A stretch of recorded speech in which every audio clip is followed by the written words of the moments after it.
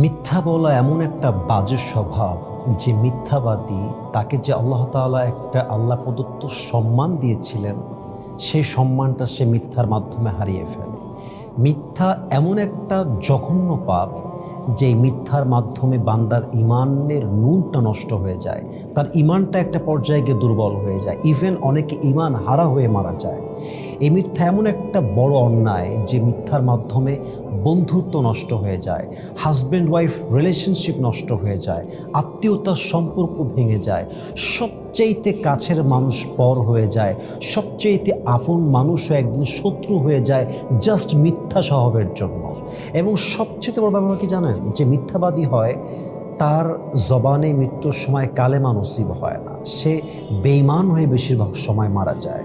এজন্য যদি জীবনে সুখী হতে চান, আল্লাহ প্রদত্ত সম্মান ধরে রাখতে চান, আল্লাহর দেওয়া ইজ্জত নিয়ে বাঁচতে চান, সমাজের চোখে, বন্ধুর চোখে, স্বামীর চোখে, স্ত্রীর চোখে, পরিবারের চোখে যদি সম্মানিত ব্যক্তি হয়ে বাঁচতে চান, মিথ্যা বলার স্বভাবটা ছেড়ে দেন।